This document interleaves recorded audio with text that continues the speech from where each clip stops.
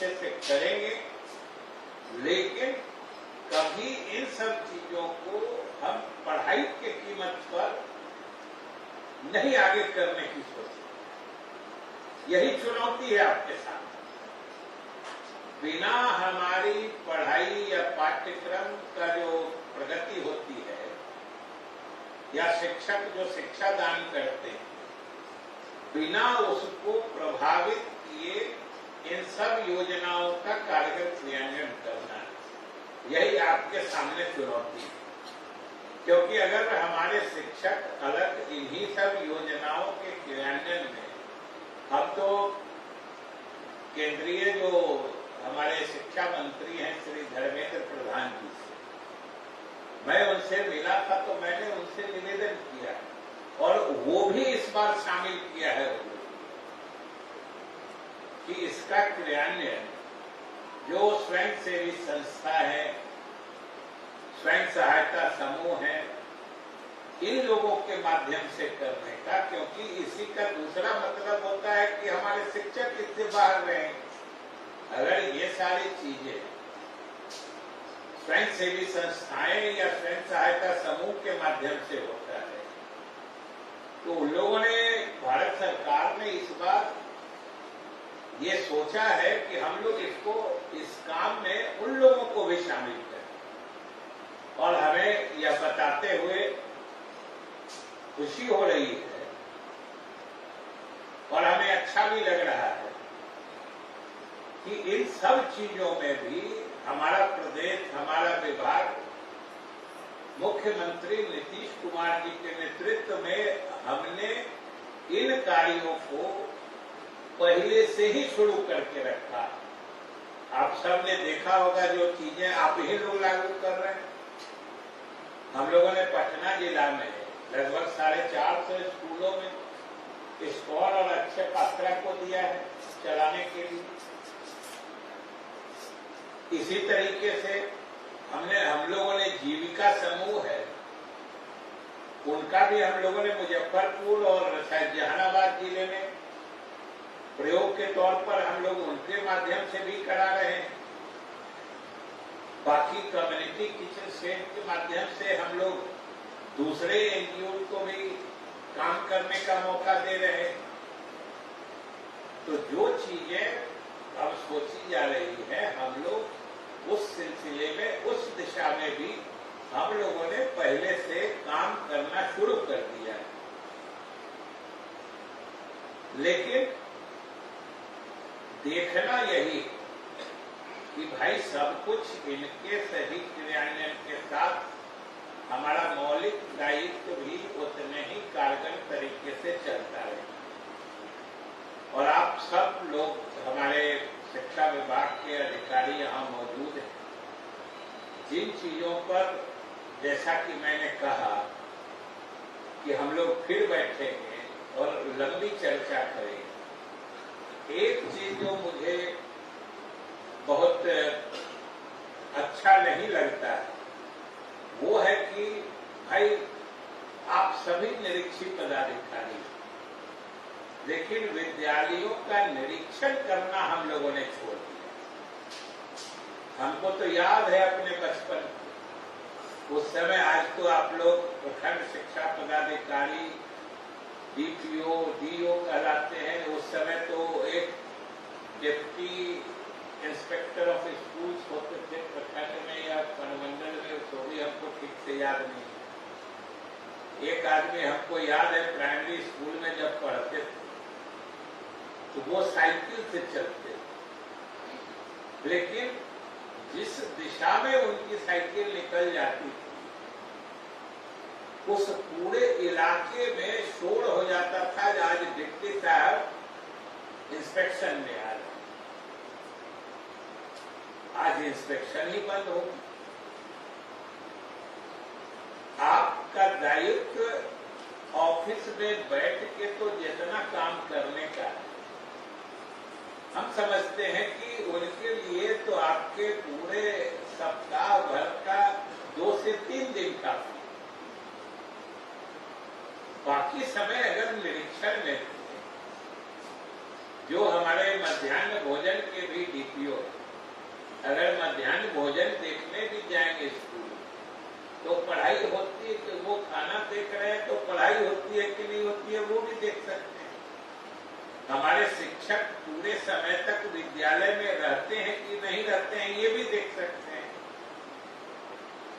और ये जान ली कि शिक्षा विभाग की उपलब्धि या हमारा आपका चेहरा सही तभी माना जाएगा जब हमारे दूरस्थ इलाके में अवस्थित विद्यालयों में भी पूरे समय तक पढ़ाई होगी, हमारे शिक्षक अपना 100% दे के अध्यापन कार्य करेंगे, उसी से जनता की नजर में हमारा और आपका चेहरा सही हो।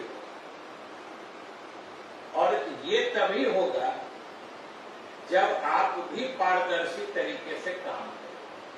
और मुझे कोई शक नहीं कि इतना आप सब में सलाहियत है, हुनर है, सक्षम भी हैं आप कि आप चाहिए तो हफ्ते दिन से 1 महीना के अंदर सभी गांव देहात के स्कूलों विद्यालयों में जो पढ़ाई अध्ययन अध्यापन का कार्य चल रहा है उसमें सुधार तुरंत आप दिखा दे सकते हैं लोगों को।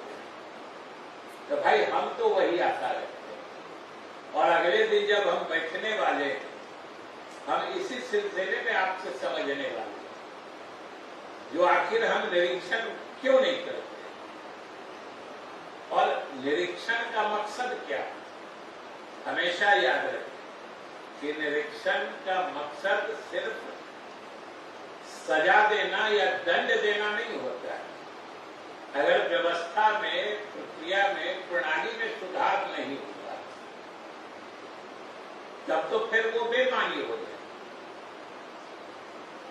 और हमेशा हमने कहा है कि आप इंस्पेक्ट करिए जो शिक्षक अनुपस्थित हैं बिना छुट्टी के, उनसे शो कॉज करिए। पहली बार आप अगर उचित समझते हैं तो एक मौका दे दीजिए, लेकिन वो मौका तब तक उनका स्थगित रखिए जब तक अगले निरीक्षण में वो सही नहीं निकलते। अगले निरीक्षण में सही निकलते हैं, आपको लगता है कि उनके आचरण में सुधार हुआ है, उनको फ्री कर दीजिए। नहीं कहीं लगे कि ये लगातार मतलब विलफुल डिफॉल्टर है, जानबूझ के करता है, तो वैसे लोगों को सख्त सजा देने से भी नहीं परहेज करिए। और अगर आप अपना बोनाफाइडी सही करें, अपने को पारदर्शी बनाकर आपने ये काम शुरू कर दिया तो समझिए शिक्षा विभाग का चेहरा, इसकी छवि, इसका लोगों में सम्मान, यही सब बदल जाए। और आखिर हमारा आपका कर्तव्य दायित्व तो क्या है। आखिर हम आप कम से कम इतना तो जरूर सोचेंगे कि हमको आपको बिहार के लोग सही समझें, और सही समझें उसके लिए तो सही काम करना पड़ता है। भाई शिक्षकों को आपके ऑफिस का चक्कर क्यों लगाना पड़ेगा, हमको सो बताइए। शिक्षकों का भी जो हक बनता है, किसी का प्रमोशन है, किसी का पे फिक्सेशन है, किसी का कुछ है, उसके लिए उसको ऑफिस आपके दफ्तरों के चक्कर लगाने की क्या जरूरत है। ये चीज आप प्रोएक्टिवली उस तक क्यों नहीं पहुंचा दी। और जिस दिन से शिक्षकों की समस्याओं को आपने आगे बढ़कर दूर करना शुरू कर दिया, उसी दिन से समझिए कि आपके पीछे भी अभी तो आपके ऑफिस के चक्कर लगाते हैं, उसके बाद से शिक्षक विद्यालय और हमारे छात्रों के चक्कर लगाएंगे, और वही आपके विभाग के लिए सबसे अच्छा दिन होगा। और वही हमारा कि भाई आप शिक्षकों को, जैसे हम आपको कह रहे हैं कि हम बैठेंगे अपने सारे अधिकारियों के साथ बैठेंगे, क्योंकि हम जानते हैं कि आपको भी परेशानी रहित बनाए बिना विभाग में हम लोगों को इच्छित सफलता नहीं मिल सकती। वही चीज आपको शिक्षकों के साथ लागू करनी है। और जब शिक्षक पूरे समय विद्यालय में रह के अध्यापन कार्य करेंगे, तभी तो गांव घर के लोग खुद ब खुद ये जान लीजिए, गांव देहात में रहने वाले लोग बड़े ही एहसानमंद किस्म के होते हैं।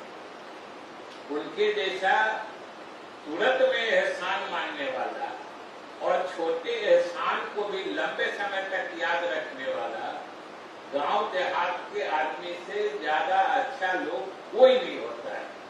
और अगर आप एक एक अधिकारी, एक एक जिले के मालिक, और सब कुछ आपके कार्यशैली पे निर्भर करता है। जिस दिन आपने पूरी जिम्मेदारी से पारदर्शी तरीके से काम करना शुरू कर दिया, उसका सीधा एहसास हर गांव के नागरिक को होगा, जो नहीं साहब अब विद्यालय का माहौल बदल गया है। और वो समझिए आपके चेहरे की चमक बढ़ा देगा लोगों के नजर में, और लोग जिस इज्जत भरी नजर से आपको देखेंगे, अभी कैसे कर रहे हैं समझिए कि वो जब हम तीसरा चौथा में पढ़ते थे उस समय की बात, लेकिन वो डिप्टी इंस्पेक्टर एक नाम तक याद है, सत्यदेव बाबू हुआ करते। वो एकदम टूटी सी साइकिल थी, उसी पे चढ़ के आते थे। लेकिन साहब हेडमास्टर से लेके सब लोग सुने कि आ रहे हैं, हम लोग कहे तुम सीधे बैठेगा, कोई इधर देखेगा, कोई बात नहीं करेगा, आज क्या पढ़ रहे, और वो आते थे तो कहीं हेडमास्टर के चैम्बर में बैठ के सिर्फ कौन आया कौन नहीं आया इसको भेज दो, सबसे तो गजब का सिम्टम होता है। वो सीधे क्लासरूम में जाते थे, शिक्षक के साथ बैठ जाते थे, क्या पढ़ा रहे थे सर, विद्यार्थी से पूछते थे, हम लोगों से पूछते थे, अभी मास्टर साहब आपके क्या पढ़ा रहे थे, बोलिए तो अभी क्या पढ़ाए हैं, उससे चेक करते थे। तो इसका मतलब होता है आपके जाने का भी मकसद तभी पूरा होगा कि आप समय देके, हमारे शिक्षक अपना 100% शिक्षण में दे रहे हैं कि, और वो दे रहे हैं तो उनके परफॉर्मेंस का लेवल भी आप देखें। जो आपको अच्छा लगे, अच्छा काम करने वाले, अच्छी पढ़ाई करने वाले शिक्षक लगे, उनको प्रोत्साहित भी करिए। लेकिन इन सब चीजों में भाई आपकी बड़ी महत्वपूर्ण भूमिका है। बिना आपके सक्रिय सहयोग के ये काम नहीं हो सकता, और ये काम नहीं होगा। आखिर आप बताइए ना कि खाना पीना अच्छे से मिल गया, खूब पौष्टिक भोजन हम लोग दे दिए, और बच्चा को कुछ आएगा ही नहीं, पढ़ाई करते निकलते चला जाएगा, तो हमारे विभाग का क्या होगा? अगर बच्चा खूब अच्छा स्वास्थ्य लेके स्कूल से निकला, लेकिन उसको ABCD मतलब 8वां पास कर गया, ABCD नहीं लिखने आता है, तो उस अच्छे स्वास्थ्य का क्रेडिट कभी आपको मिलने वाला है? आपको तो उसके ज्ञान अगर सही नहीं हम दे पाए, उनके बुद्धि का अगर हम लोग सही ढंग से नहीं बढ़ा पाए, तो उसका डिस्क्रेडिट जरूर आपको मिलने वाला है। इसलिए आप सब लोग पूरा ध्यान से सोचिए, और आप सब सक्षम, आप सब में सलाहियत भी है, काबिलियत भी है, योग्यता, दक्षता सब कुछ है, लेकिन उसको केवल दिशा देने की जरूरत है। आप दिशा दीजिए, सोचिए भी कि हमारा लक्ष्य है कि प्रधानमंत्री पोषण शक्ति निर्माण योजना के तहत बच्चों को पौष्टिक भोजन समय पर अच्छे तरीके से देके, उसका लेखा भाग जो है, अकाउंटिंग पार्ट की है, उसको अच्छे से HDFC बैंक के प्रशिक्षण कार्यक्रम से समझ के उसको अच्छे से लागू करके, जिससे कि कल आपको कोई परेशानी ना हो अकाउंटिंग के सिलसिले में। और अकाउंटिंग में कोई गड़बड़ी होता है तो आप समझ सकते हैं कि बात कितनी दूर तक चली जाती है। बात गबन तक चली जाती है, बात प्राथमिकी दर्ज कराने तक हो जाती है। इसलिए उन सब चीजों को अच्छे से समझ लीजिए, लेकिन हमेशा याद रखिए कि हमारे विद्यालय में पढ़ाई कैसे अच्छी से अच्छी हो, और 1 से 8 तक बच्चों को पढ़ाने में कोई शिक्षक भी मेरे समझ से ऐसा नहीं है जिसको पढ़ाने लायक चीज नहीं आती। उनके भी ओरिएंटेशन की जरूरत है, वो काम आप कर सकते हैं। भाई सीधी बात है कि विभाग का चेहरा, विभाग की छवि, विभाग की सफलता, ये सब कुछ की चाबी आपके पास है।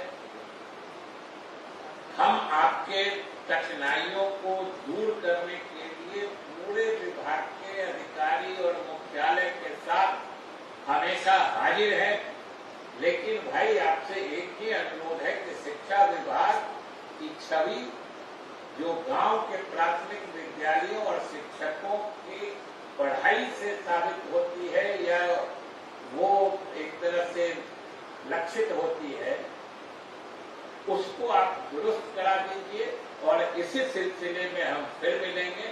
अंत में जो इस कार्यक्रम के आयोजक हैं, मध्याह्न भोजन योजना के हमारे प्रभारी और विशेष सचिव श्री झा जी को धन्यवाद देते हुए, और श्री संजय जी अपर मुख्य सचिव जिनके डायरेक्शन में विभाग के सारे कार्य कुशलता से आगे बढ़ते हैं, उनके साथ सभी अधिकारियों को धन्यवाद देते हुए हम अपने कला जत्था के कलाकारों को भी बधाई देते हैं कि उन्होंने बड़ा अच्छा प्रदर्शन किया।